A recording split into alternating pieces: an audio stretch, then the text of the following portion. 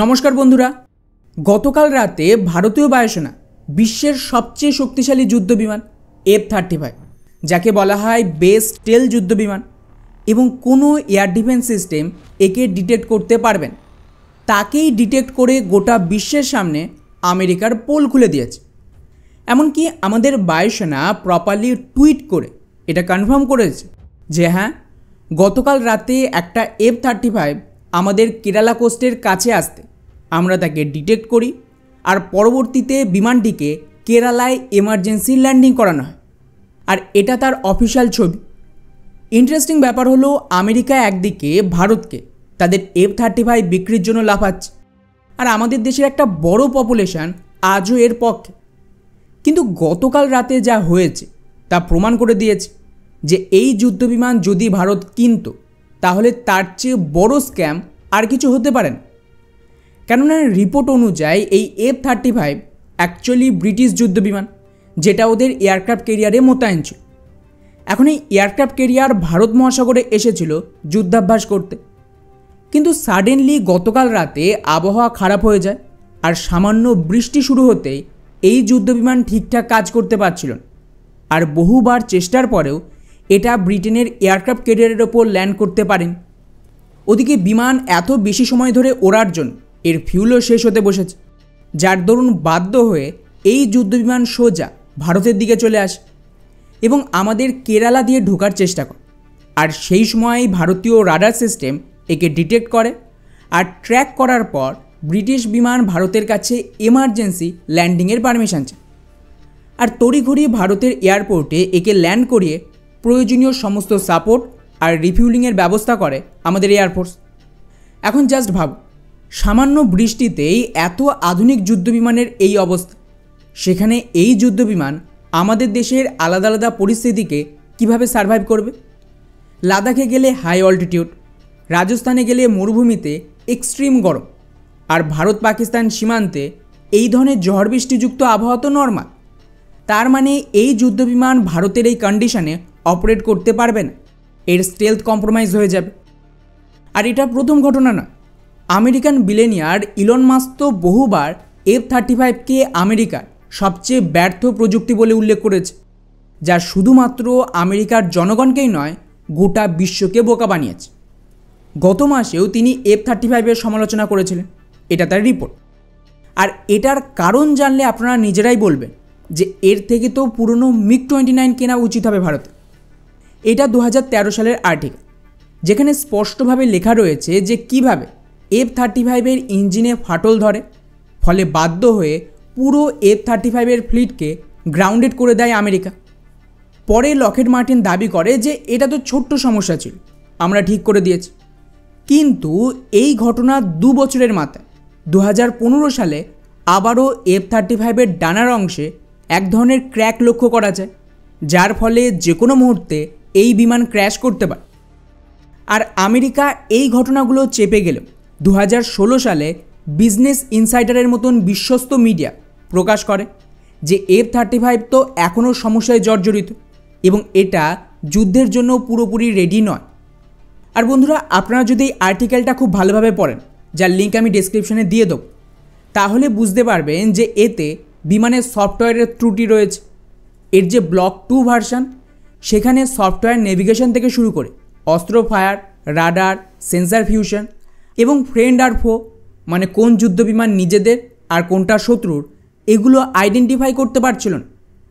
দ্বিতীয় সমস্যা ছিল বিমানের ইঞ্জিন আর জ্বালানি ব্যবস্থা, যেখানে F-35B ভার্সনের জ্বালানি ট্যাঙ্কে বিস্ফোরণ আটকানোর জন্য যে সিস্টেম, সেটাই ঠিক মতন কাজ করছে। এতে কিন্তু যে কোনো সময় ফিউল ট্যাঙ্কে ব্লাস্ট হতে পারে এবং তার সাথে যদি খারাপ ওয়েদারে এটা অপারেট করে তাহলে বজ্রপাত থেকেও এটা সুরক্ষা দিতে পারবেন। তৃতীয় সমস্যা হলো বিমানের ফ্লাইট কন্ট্রোল আর ডগ ফাইটে, যেখানে বেশি স্পিডে উঠলে বিমানের ফ্লাইট কন্ট্রোল সিস্টেম এর কাজ করার ক্ষমতা হারিয়ে ফেলে। আর যখন এটাকে F-16 বিমানের বিরুদ্ধে ডগ ফাইট করানো হয়, এটার ম্যানুভার করার ক্ষমতা খুবই দুর্বল ছিল। অর্থাৎ এগুলো আমেরিকার 4th জেনারেশনের যুদ্ধবিমানের বিরুদ্ধে নন স্টেলথ মোডেও ডগ ফাইট করতে পারবেন। চতুর্থ সমস্যা ছিল পাইলটের হেলমেট ডিসপ্লে, যেটা পৃথিবীর কিন্তু সবচেয়ে দামি হেলমেট, $4 লাখ একটার দাম। তাতেও প্রচুর গ্লিচ রয়েছে এবং নাইট ভিশন মোডে ব্যবহার করলে এখানে এক ধরনের সবুজ রং দেখা যাচ্ছে, যাতে পাইলট ঠিক মতন কিছু দেখতে পাচ্ছিল না। পঞ্চম সমস্যা ছিল বিমানের ইজেকশন সিটে কম ওজনের পাইলটদের ঘাড়ে আঘাত লাগার ঝুঁকি ছিল। অ্যাভেনিক্স টায়ার আর অক্সিজেন জেনারেটরের নির্ভরযোগ্যতা কম, মানে যে কোনো সময় কাজ করা বন্ধ করে দিতে পারে। 6 নম্বর সমস্যা ছিল এর ALIS সফটওয়্যার, যেখানে ফ্লাইট আর মেনটেন্যান্সের যে ডেটা সেটা পুরোটাই ভুলভাল দেখাচ্ছিল। ফলে এই রিপোর্ট পাবলিক হতে না হতে আমেরিকার সরকার নড়ে চড়ে বসে আর নতুন করে এই বিমানে আপডেট করানো হয় এবং প্রায় 2 বছর পর নতুন ভেরিয়েন্টে একটা সার্ভে করানো হয়। আর ওখান থেকেও যে রিপোর্ট আসে সেখানে বলা হয় যে F-35-এ এখনও প্রচুর সমস্যা রয়েছে, যা এই আপডেটে ঠিক করা যায়নি। এমনকি 2019 সালে ব্লুমবার্গের রিপোর্ট অনুযায়ী F-35-এর বেশিরভাগ গুরুত্বপূর্ণ পার্টস ব্যবহারের যোগ্য নয়, মানে কখন এটা ম্যালফাংশন হবে কেউ জানে না। আর এই সমস্ত কথা আমেরিকার মিডিয়া বলছে, চীন বা রাশিয়া নয়, যা ওদের সরকারি রিপোর্টে দাবি করা হয়েছে। এর ঠিক পরের বছর আরও একটা সমস্যা তৈরি হয়। এই বিমান তৈরির উদ্দেশ্য কিছু স্টেলথ, কিন্তু এই স্টেলথেই সমস্যা দেখা যায়, যাতে F-35 বেশি সময় পর্যন্ত উড়তে পারত না, না হলে এর স্টেলথ কম্প্রোমাইজ হচ্ছে। স্পেশালি এই বিমানকে সুপারসনিক স্পিডে ওড়ানো যাবে না। এবং ওই সেম বছরের রিপোর্ট দেখুন, প্যান্টাগন F-35 সুপারসনিক স্পিডে ওড়ানোর ওপর নিষেধাজ্ঞা লাগে। কী অবস্থা জাস্ট ভাবুন, আপনার দেশ যুদ্ধ বিমান কিনলো, কিন্তু যুদ্ধে তার বেশি স্পিডে ওড়ানো যাবে না, আবার স্টেলথ ঠিক মতন কাজ করছে না। তাহলে এত দাম দিয়ে একটা পঞ্চম প্রজন্মের যুদ্ধবিমান কেনার কী মানে থাকলো? আর দাঁড়ান, সমস্যা এখানে শেষ হয়নি।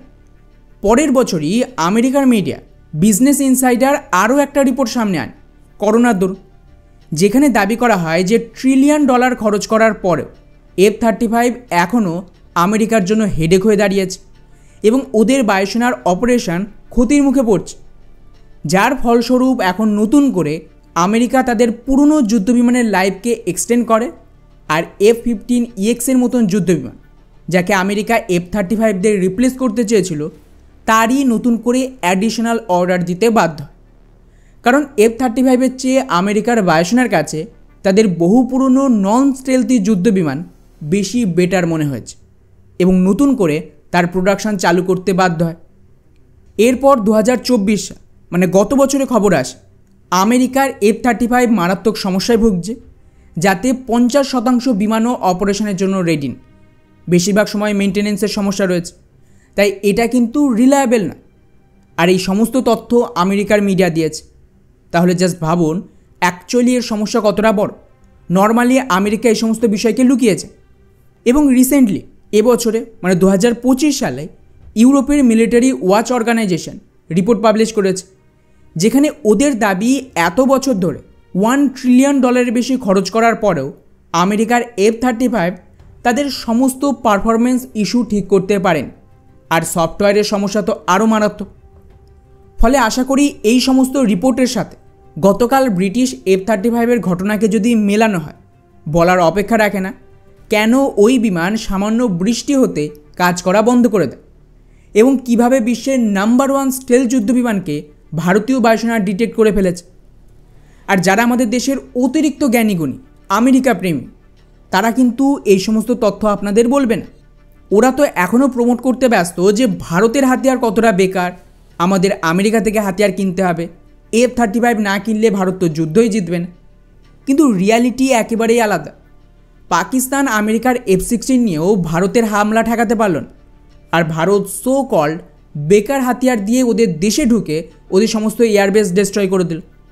আমেরিকা আজ পর্যন্ত একটা যুদ্ধও জিতেছে? ওরা বম্বিং করেছে বা হামলা করেছে বা নিজেদের হাতিয়ার টেস্ট করেছে কোন কোন দেশে? রাশিয়ার বিরুদ্ধে? ভারতের বিরুদ্ধে?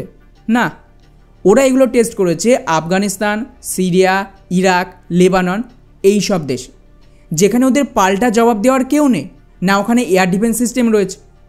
কিন্তু যখন অ্যাকচুয়ালি ইউক্রেন, পাকিস্তানে ওদের হাতিয়ার ব্যবহার করা হয়, তখন ঝুলি থেকে বেড়াল বেরিয়ে পড়ে। তাই আমি আবারও বলছি, আমাদের এই মুহূর্তে কোনো পঞ্চম প্রজন্মের যুদ্ধবিমানের দরকার নেই।